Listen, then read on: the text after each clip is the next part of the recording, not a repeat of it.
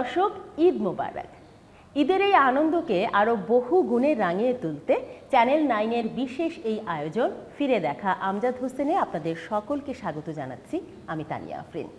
কিংবদন্তি নির্মাতা আমজাদ হোসেনের সৃষ্টিকর্মের কাজের ভিন্নতা ও সৃজনশীলতা সহ বিভিন্ন বিষয় নিয়ে আমরা স্মৃতিচারণ করব। আজ এই বিষয়ে কথা বলার জন্য আমার সাথে যুক্ত হচ্ছেন সুন্দরী বধূ চলচ্চিত্রের অভিনেতা সমু চৌধুরী, আমরা যাকে সমুদা নামে চিনে থাকি। চলুন তাহলে তার সাথে আমরা অনেক গল্প করব। ঈদ মোবারক দাদা, কেমন আছেন? ঈদ মোবারক। ভালো আছি, ভালো আছি। ঈদ কেমন কাটছে দাদা? ঈদ খুবই জমজমাট। দাদা, আপনি কিংবদন্তি নির্মাতা আমজাদ হোসেন স্যারের সাথে কাজ করেছেন। সুন্দরী বধূ এবং আদরের সন্তান দুটি চলচ্চিত্রে আপনি কাজ করেছেন তার সাথে।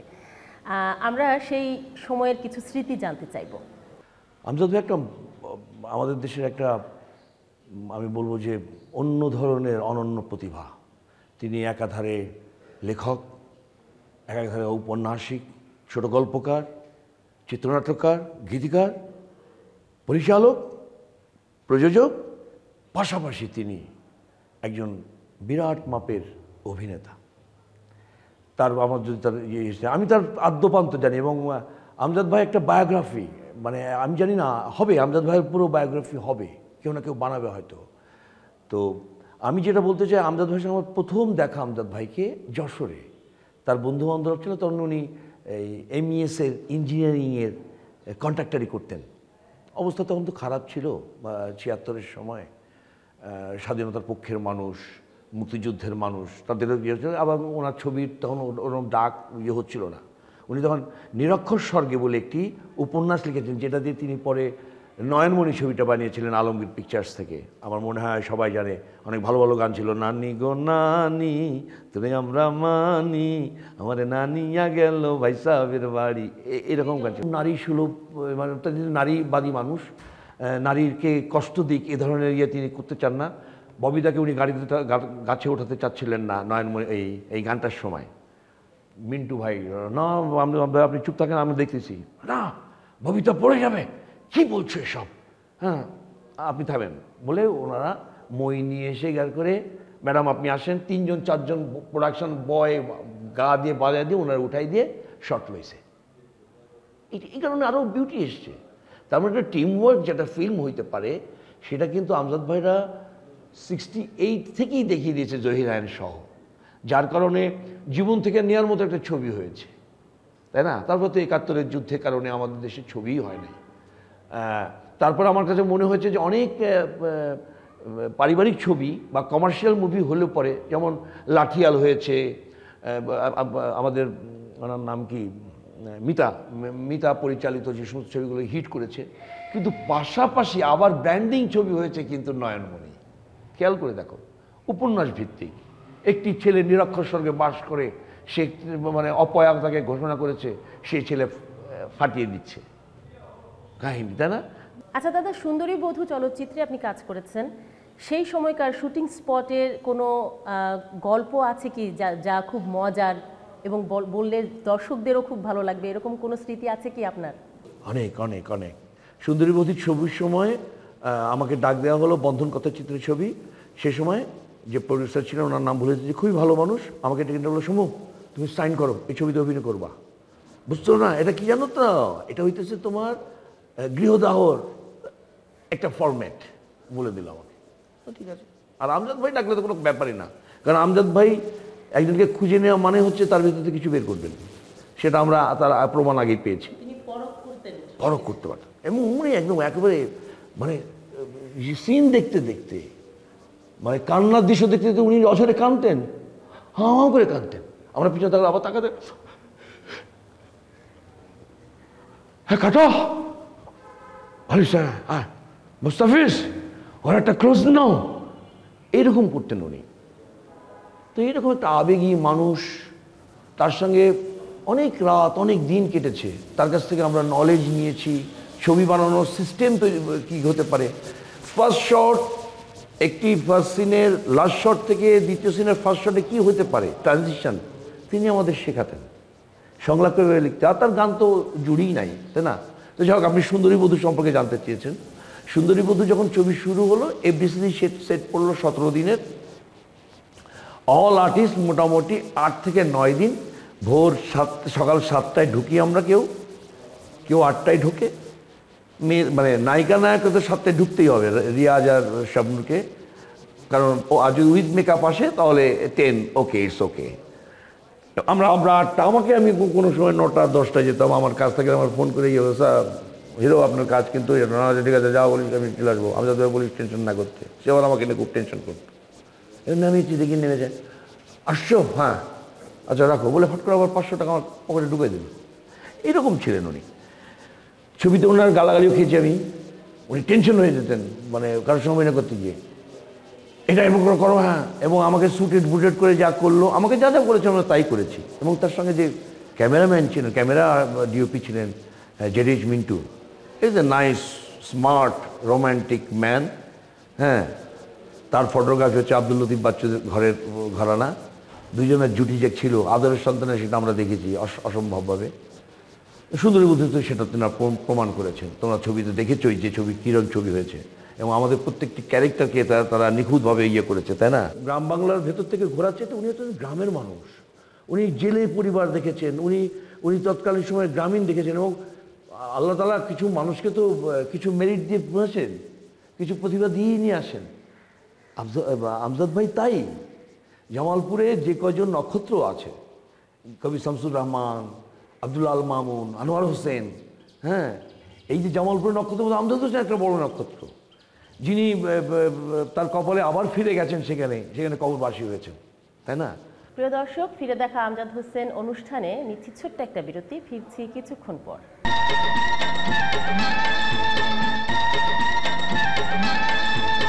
বিরতির পর আবারও আমন্ত্রণ ফিরে দেখা আমজাদ হোসেন অনুষ্ঠানে। ফিরে যাচ্ছি আমাদের আজকের অতিথি সমুদার কাছে। আপনি এখনো তার কথা স্মরণ করে খুব আবেগ আপ্লুত হয়ে যাচ্ছেন, আমরা দেখতে পাচ্ছি। তার সাথে যেহেতু কাজের অনেক স্মৃতি রয়েছে আপনার, আমরা কিন্তু আমাদের গুণীজনদের সেই অর্থে সম্মানটুকু দিতে পারি না, সেটা আমাদের হয়তো ব্যর্থতা। কিন্তু আপনি যেহেতু ওনাকে একদম কাছ থেকে দেখেছেন, ওনার সাথে কাজ করার অভিজ্ঞতা আপনার আছে, সেই জায়গা থেকে কোনো মধুর স্মৃতি আছে কি মনে পড়ে এমন? অনেক, আমরা একসঙ্গে বাপ বেটা হলেও রাতে একসঙ্গে আমরা আড্ডা মেরেছি, ড্রিঙ্ক করেছি, হ্যাঁ, এই সিনেমার আলো করেছি। উনি রাশিয়ায় যে কীভাবে ইয়েকে দেখেছিলেন, রাজ কাপুরকে, হ্যাঁ, তার সঙ্গে ছবি তুলেছেন, সে বিষয়ে আলোচনা হয়েছে। তার জীবনের অনেক ঘটনা, কীভাবে জীবন থেকে নেওয়া সৃষ্টি হলো। একটি খবরের কাগজে একটি 2 বোনের হত্যাকাণ্ড জহিরান ধরিয়ে দিলেন যে আমজাদ সাহেব দেখেন তো এটা কী লিখেছে, এখান থেকে জীবন থেকে নেওয়া শুরু হয়ে গেছে। সো এর চেয়ে বড় প্রমাণ তো আর দেওয়ার কিছু নেই তিনি কী ছিলেন। কিন্তু বাস্তবিক চরিত্রগুলোই ফুটিয়ে তোলার চেষ্টা করতেন, যার কারণে দর্শক জনপ্রিয়তা পেত।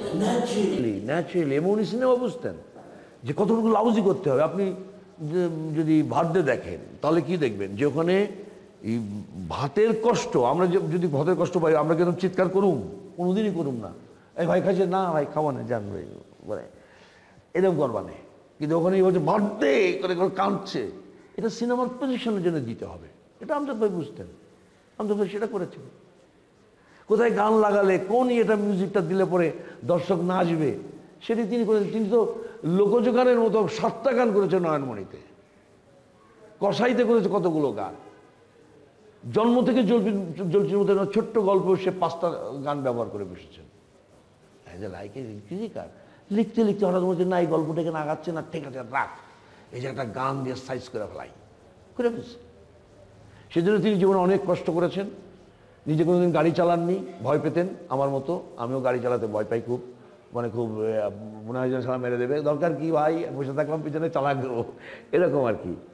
সোহেল আর আমি 2 বন্ধু, সোহেল আরমান, ওকে আমরা নিউ বলতাম, এবং আমরা 3 জনা অনেক জায়গায় ঘুরেছি, অনেক অনেক, মানে এই চিরং টু সাভার মানিকগঞ্জের শুটিং, এই একটা গাড়িতে 3 জনা গল্প করতে করতে, আর ড্রাইভার চালাচ্ছে অথবা সোহেল রহমান চালাচ্ছে, আমি সামনে বসা, আমজাদ ভাই পিছনে বসা, আমরা ঘন্টার পর ঘন্টা আলাপ করতে করতে চলে আসছি, এরকম হয়েছে। আপনার সুন্দরী বন্ধু চলচ্চিত্রে আপনার সাথে যারা কাজ করেছেন, আপনার সহশিল্পীরা, তাদের সাথে আপনার ওই সময়কার স্মৃতি? হ্যাঁ, শাবনুরের সঙ্গে তো আমার অনেক অনেক স্মৃতি, আমরা খুব মজা করছি। আমি রিয়াজ হচ্ছে যশোরের ছেলে, তো আমাকে সমু ভাই বলে, যেহেতু আমি সিনিয়র, কিন্তু এখানে ক্যারেক্টারে আমি ওর ছোটো ভাই করছি, সাজু ক্যারেক্টারটা করছি। তো একটা সিন ছিল মদের দৃশ্য, ওই সময় ভাই তুই এটা কী খাচ্ছিস? আলাম যে আমার ওষুধ। ওষুধ কেন? বলো আর বলিস না ভাই, আমার ভিতরে যে জ্বালা করে সেখানে ওষুধ। কেন তোর ওষুধ? আমার কোনো সম্পত্তি দিল না। কি বলো? সমস্ত সম্পত্তি, এই যে বেটার যে অনিল কাপুরের সঙ্গে তার ভাইয়ের যে ইয়েটা ছিল, কিন্তু উনি তো আলাদাভাবে লিখেছেন, কারণ উনি শরৎচন্দ্রের ওই বইটি পড়ে ফেলেছেন। ফলে ওখান থেকে যারা বানিয়েছে বেটার, তার চেয়ে বেটারমেন্ট বাংলাদেশের আমজাদ হোসেন করবে এটা তো বলার অপেক্ষা রাখে না। সো ওখানে সংলাপগুলোর ভিতর থেকে একটা মজা ছিল। বিষ খাওয়ার দৃশ্যটা খুবই মারাত্মক হয়েছিল। কিছু কিছু আমরা তো সুন্দরবনে আমার মনে হয় আমরা বাংলাদেশের 65% লোক দেখে ফেলেছি। দাদা, আপনি তো নির্মাতা আমজাদ হোসেন স্যারের সাথে সুন্দরী বধূর আগেই যে চলচ্চিত্রটি করেছিলেন আদরের সন্তান, তো সেই চলচ্চিত্রের কিছু স্মৃতি আমাদের তৈরি। আদরের সন্তান আমার প্রথম ছবি ওনার সঙ্গে। উনি তো তখন, তার আগে আমরা জন্মভূমি একটা নাটক করে ধারাবাহিক করেছিলাম, যেখান থেকে আমজাদ ভাইয়ের সঙ্গে পরিচয়। আমজাদ ভাইয়ের সঙ্গে ঢাকায় এসে পরিচয়টা আমি একটু বলে নিই তাহলে দর্শকদেরকে, যে আমরা তো 76 একবার 78 একবার আমি ওনাকে 76-এ আমি দেখেছি, ক্লাস 6-এ পড়ি তখন আমি। উনি আমাদের ওই যশোরে আমরা যে মাঠে খেলা করতাম দুপুরবেলায়, খুব সুন্দর মাঠটায় মাদুর পেঁচে তার জানা ক্যারাম খেলছে, উনিও খেলছেন। এই ওখানে আমি প্রথম আমজাদ হোসেনকে দেখেছি। কারণ তার আগে আমজাদ হোসেনের অভিনীত ছবি আমি বাল্যবন্ধু দেখেছি, তারপর আরেকটা কী যেন ছবি ছিল, ওই যে তুলোর মধ্যে পড়ে যায়, দ্বার খোলো সখিনা আমি তোমার স্বামী গই, ওই একটা গানও ছিল, খুব মজার। উনি খুব ভালো অভিনয় করতেন, তো মজার কাউকে অভিনয় করতেন, অভিনয় দেখাতেও পারতেন উনি। সোহেল আরমানের একটা নাটক আমি 92-তে করি, সবুজের হলুদ ব্যাগ, ওর লেখা প্রথম নাটক। ওই প্রযোজকে বলে ভাই আমি এনাকে নিতে চাই। এটা কে যেন ওই একটা নাটক করেছিল, বলে সবুজ চৌধুরী, বলে না ওকে নেবো আমি। 5-6 জন মিলে অডিশন দিয়েছে এবং মানে কাউরেও সে পছন্দ করে নাই, ও আমাকে সে নিয়েছে এবং অনেক কথা হয়েছে এবং তার সঙ্গে আমার বন্ধুত্ব হয়েছে সেখানে। সেখান থেকে আমজাদ ভাইয়ের সঙ্গে আমার আরও ঘনিষ্ঠতা। তো ওর নাটক আমি করছি, একটা হেভি ক্যারেক্টার। সৈয়দ সেলিম আর তৌকির হচ্ছে দুই ভাই, তৌকির গ্রামের ছেলে, মানিক দেলু, ও এখানে সে পলিটিক্যালি কারাপ্টেড হয় এবং আমি ওকে আর্মস দিই, আমি সেই পলিটিক্যাল লিডার। ও একটা আর্মসটা হারায় ফেললে আমি ওকে গুলি করে মেরে ফেলি লাস্টে। তো ওইখানে সিনটা দেখে, একটা সিন দেখে আমজাদ ছেলেটাকে নিজেই এসে করো আমার সঙ্গে এই তার সঙ্গে এসো বাসায় এসো, নিউ সমরে নিয়ে আসিস, মানে সে আমাকে একটা পছন্দ করলো আমার মনে হলো। তো সেই থেকে আস্তে আস্তে ও আমাকে নিয়ে আসে, আমার বাসায় আসে। আমি তো ছাদের উপরে একা, আমরা 3-4 বন্ধু থাকি, মাস্টার্স করছি জগন্নাথে, আর এই নাটক করি, নাগরিকে উদিচি করি, একটা জায়গায় টিউশনি করি, একটা ভিকারুন্নেসার দুটো মেয়েকে 5 আর 7-এ পড়তো।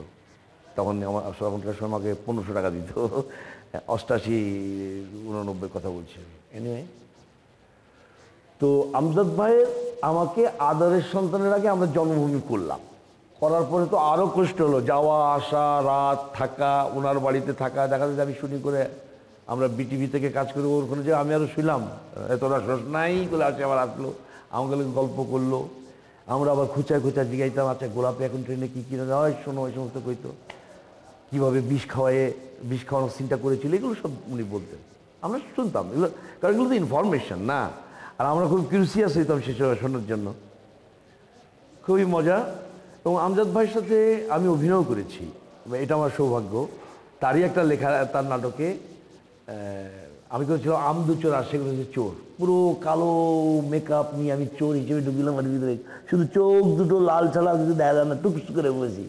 এ নিয়ে খুব মজা। আমজাদ ভাই যখন মারা গেছে আমি শুনেছি, আমি কেঁদেছি। আমি সিঙ্গাপুর যখন নিয়ে যাচ্ছে সেদিন আমি গেছি ইম্পালসে, দবিরের সাথে কথা বলেছি, নীরের সাথে কথা বলেছি। উনি যখন শহীদ মিনারে নিয়ে গেছে, আমি যশোরে ছিলাম, আমি চলে আসছি, কারণ অনেক দিন পরে হয়েছে তো। আমি ওখানে ছিলাম, এফডিসিতে আসছি, কারণ আমজাদ ভাইয়ের পিচ আমি ছাড়তে পারিনি। পরের দিন শুটিং না থাকলে হয়তো এদের সঙ্গে আমিও যেতাম জামালপুর।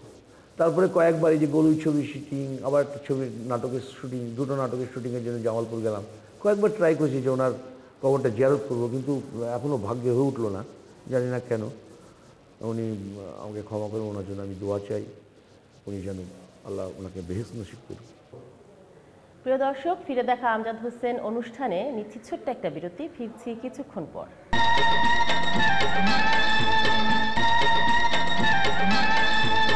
বিরতির পর আবারও আমন্ত্রণ ফিরে দেখা আমজাদ হোসেন অনুষ্ঠানে। ফিরে যাচ্ছি আমাদের আজকের অতিথি সমুদার কাছে। এখন ইউটিউব যুগ, হয়তো আর্কাইভে গোলাপি এখন ট্রেনেটা নাই, কারণ ওটার যে আপনার ইমালশনটা গলে গেছে, কিন্তু একটা ছিল ইয়েতে আছে, যেহেতু এটা জাতীয় চলচ্চিত্র পুরস্কার পেয়েছিল, সেই কারণে ডিএফপিতে থাকলেও থাকতে পারে, কিন্তু এটাকে ফ্রেশ করতে হবে। হ্যাঁ, এই সংরক্ষণের মেধাটা বা ওই মানুষটা নেই, ওই আমলাটা আসলে সেই জায়গার মানুষ নয়, এটা হচ্ছে খুব সত্যি কথা, ঠিক আছে? কারণ আমলার মাথায় কিছু থাকে না, দে আর জাস্ট চাকচিক্য আর অর্থ কামাই, বড় জোর আর একটু দূরে যেতে পারে, তার বাইরে এই সংরক্ষণ, ওকে বাঁচিয়ে রাখি, জসিমউদ্দিন করে মারা যাচ্ছে, এইসব ভাবনা তাকে নাই, সব বসে আছে চেয়ারে। এটা সুধা বাংলা, আমি সমু বললাম। না, কি দরকার ভাই, কেন আমি শত্রু হতে যাব? সরি টু সে দ্যাট, আমি কেন শত্রু হতে যাবো? তোর পরে কাটতিস কালা ভাই, একদিন তোরাই এর বিয়ে দিবি। প্রত্যেক ক্রিয়া সমান এবং বিপরীত প্রতিক্রিয়া রয়েছে।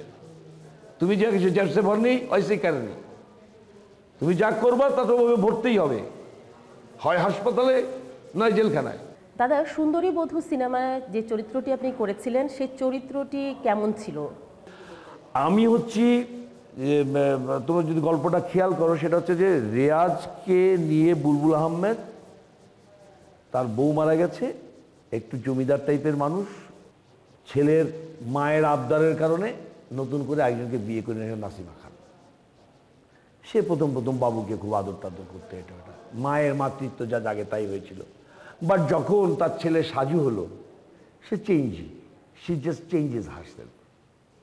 সে তখন বাবুকে দেখতে পারে, এত সম্পত্তি বাবু খাবে, সব বাবুর নামে দিয়ে গেছে, তোর বাপ দিয়েছে, লিখে দিয়েছে, আমার ছেলে কিছু পাবে না। এই ছেলে করে পড়াশোনা করেছে, বড় হয়েছে, এবং আমার কাহিনীটা শুরু হচ্ছে, আমি তখন ঢাকাতে থাকি, ডাক্তারি পড়তে যাব, ইন্টারমিডিয়েট শেষ করে গেছি আর কি।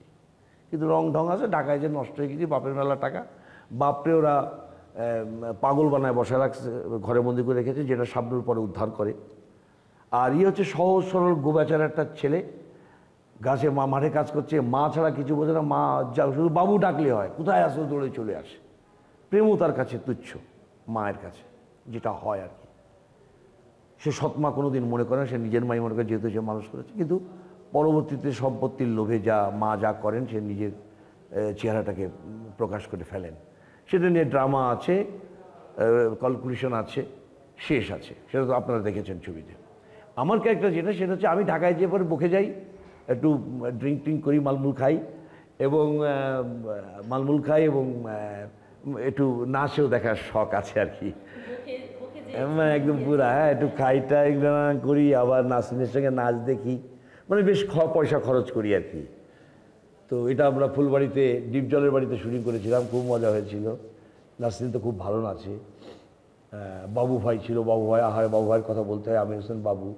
উনি অসম্ভব সুন্দর একজন মানুষ, যেমন অভিনেতা তেমনি নৃত্য পরিচালক, তেমনি একজন মানুষ, তেমনি একজন মন বড় মানুষ। এনিওয়ে অনেক ঘটনা তার, আমার সঙ্গে অনেক দিন পরিচয় ছিল ওনার। তো আমি ঢাকায় যেভাবে বকে গেছি, আমি ঢাকায় এসে যশোরে বলছি, আমার বাড়ি বলে ফেলেছি। যখন আবার গ্রামে আসলাম, আসার পরে যে মদ্যপান করলাম, করে ইয়েকে একটা চুপকি দিলাম যে দেখ আমার এই ওষুধ হচ্ছে, এটা আমি যদি সম্পত্তি পাই তাহলে হয়তো আমার শখ সেরে যাবে। বলে ভাই কী বলিস তাহলে তুই, আমি দেবো, কী বলিস ভাই, বলে জড়াই ওড়া ধরেছে। আমি আবার আজারি যা বলে কুইন্দা দিয়ে একটা সাইজ করলাম। কিন্তু তো ট্র্যাশ। আমার মামা হচ্ছে উনি চলে গেছেন মৃত্যুঞ্জয়ী। আসলে আমি ওনাকে মৃত্যুঞ্জয়ী অন্য কারণে বলছি, আমাদের সাদেক বাচ্চু অসম্ভব ভালো একজন মানুষ, উনি চলে গেছেন আমাদের চেয়ে, আল্লাহ তাকে বেহেশত নসিব করুক। তো উনি হচ্ছেন আমার মামা, যেটা অনুপম খের করেছিল বেটাতে, আর অরুণা ইরানি ক্যারেক্টারটা এখানে নাসিমা খান করেছেন। ফলে একটা কম্বিনেশনটা খুব ভালো ছিল। আর ফাইটে ছিল ইউসুফ, তারপরে জিমিটু রয়েছে, বিশাল তো সেট, তো বুঝতেই পারছো সিনেমার সেট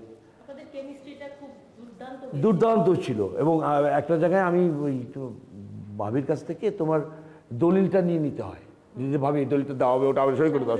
হ্যাঁ, ও যে না আমাকে মরে গেলো আমি দেবো না। ওদিকে রিয়াজকে বিষ খাওয়াই দিয়েছে, রিয়াজ চিৎকার করতেছে, বাইন্দে রাখছে, ওরে তালা মেরে রাখছে, আমার কাছে চাবি, আমরা চাবি দিতে পারি, তুই সই করে দাও। তো যেটা আমি মরে গেলেও দেবো না, আর পর্যন্ত কুড়ুল দিয়ে ভেঙে ফেলবো। হ্যাঁ, ওই তখন আমি ওর পায়ে ধরে কাঁদছি, ইসুবার বলল না সমু ভাই সরেন, এরম না, এটা দেখেন। আমি কি দেয় আবার, ওটা সফটলি করছি ভাই, চাবি করে করে ভাবি ভাবি ভাবি ভাবি করতে কাটতে কাটতে স্বপ্নের গলা চেপে ধরলো। ভাই ভাই ওই সময় এইটা করেন, এইটা সামনে সামনে সামনে মানে আপনার অভিনয়টাকে আরো পারফেকশন আনার জন্য এইটা করতে গেলে দেখিয়ে দিয়েছে। সামনের দিকে থেকে আমি তো লজ্জা পাচ্ছি, গলা ধরুন কেমনে, তো আমাদেরকে দেখা সময় না মনে আমাকে সাহস দিচ্ছে না, তাই নাকি? এবং সিনটা অসম্ভব সুন্দর হলো, অসম্ভব সুন্দর হলো। আমার একটা ক্লোজ আপ আছে, তুমি দেখবে সুন্দরী বধূতে, যেমন চাবি কোথায়, চাবি দাও, আমার বাবু মরে যাবে, মা দেখো তো সব মরে যাচ্ছে, ওগুলো কাঁদছে, আকুতি করছে, ভাঙছে, আর ওদিকেও ওর শর্ট দেখাচ্ছে, পা কাড়াট কাড়াট করছে, রক্ত বেরোচ্ছে মুখ দিয়ে, নাক দিয়ে অক্সিজেন থেকে ভেঙে যাচ্ছে, রক্ত করতেছে। ও সরি, অত অক্সিজেন দেয়নি, ওর তো হাত পা বাঁধা, করে রক্ত বেরোচ্ছে, দরজা তালা মেরেছে মা আর মামা মিলে। এরকম একটা ড্রামার মধ্যে থেকে চাবি কই, চাবি দাও, চাবি, চাবি এইখানে করে বললাম, আমার হাতে চাবি, আমার ক্লোজ আপ, এরকম লম্বা চুল, কালো একটা ইয়ে পরা, ট্রাউজার পরা, জিন্স, একটা হোয়াইট জিন্স, একটা কেটস পরা, ঘড়ি হাতে, আংটি, চেইন, সে এক কাহিনী সে খারাইল। এবং পরবর্তীতে সে স্বপ্নের সঙ্গে জীবিকাটা যে সে ভুয়া ডাক্তার হিসেবে তার মায়ের কাছে টাকা নিয়ে এখানে হাসপাতাল করতে চেয়েছিল। ও ট্রিক্স করে, যেটা মাধুরী করে ট্রিক্স করে ইয়ের সাথে, এরকম ট্রিক্সের ঘটনা আছে তো গৃহদয়, তাই গল্প। এই ট্রিক্স করে ওকে প্রমাণ করে যে ভুয়া, এবং পুলিশকে ধরে দিতে চায়। তখন ওর মা বুঝতে পারে যে শালা বউ তো জেনে গেছে সব, তখন বলে যে আচ্ছা বৌমা এবার ওকে সবজিকে মাফ করে দাও, ও আর কিছু করবে না। এই চলচ্চিত্রটিতে ফুটিয়ে তোলার জন্য যতটুকু কাজ করার দরকার ছিল তিনি কিন্তু সবটুকুই দিয়েছেন, এবং আপনাদের কাছ থেকে হ্যাঁ, উনি শাবনুরকে খুব পছন্দ করতেন, নূপুর বলতেন, এবং নূপুরের কাছ থেকে না নূপুর এই জায়গা, আর ও তো খোলা, হ্যাঁ আমজাদ ভাই গিল তো অনেক সাথে দেখবার তুমি কাল সকালেতে তার সংলাপ প্যাটার্নই হচ্ছে আমজাদের মতো, আলামাই আইবানি আইসো রাতে, একদম আমজাদ ভাইকে ফলো করতো সে। এবং তার আমি পরে কিছু ছবি দেখেছি, যেমন আমানত তামানত, ইবাদত না আমানত, যেন এখানে সংলাপ বলার স্টাইলেও আমজাদ ভাই আছে। আমজাদ হোসেন অনেক জায়গায় বেঁচে আছে, যেমন এটিএম ভাই বেঁচে আছে, ছিলেন অনেকদিন আর্টিস্টদের মধ্যে, তাদের অনেকের টেন্ডেন্সি ছিল আমজাদ ভাই এই এটিএম ভাইয়ের মতো অ্যাক্টিং করার, একটু ড্রল করে এটা ওইটা। আমজাদ ভাইয়ের অ্যাক্টিং অনেকেই ফলো করে, এসে হক অলিক করে, অনেকেই করে ভাই, আমি দেখিছো, কারণ আমজাদ ভাই আমি অনেক অনেক কাছ থেকে চিনি। দর্শক, এই ছিল আমাদের আজকের আয়োজন, ফিরে দেখা আমজাদ হোসেন। ফিরে দেখা ঠিকই তো আছে না? আচ্ছা যাই। দর্শক, এই ছিল আমাদের আজকের আয়োজন, ফিরে দেখা আমজাদ হোসেন। আশা করছি আপনাদের এই আয়োজনটি ভালো লেগেছে। আমাদের সাথে আজ যুক্ত ছিলেন সুন্দরী বধূ চলচ্চিত্রের অভিনেতা সমু চৌধুরী। তার কাছ থেকে নির্মাতা আমজাদ হোসেন স্যারের বেশ কিছু স্মৃতি আমরা জানতে পারলাম। পরবর্তী অনুষ্ঠান দেখার আমন্ত্রণ জানিয়ে আজ এখানেই বিদায় নিচ্ছি। ভালো থাকুন, সুস্থ থাকুন, ঈদ মোবারক। ঠিক আছে।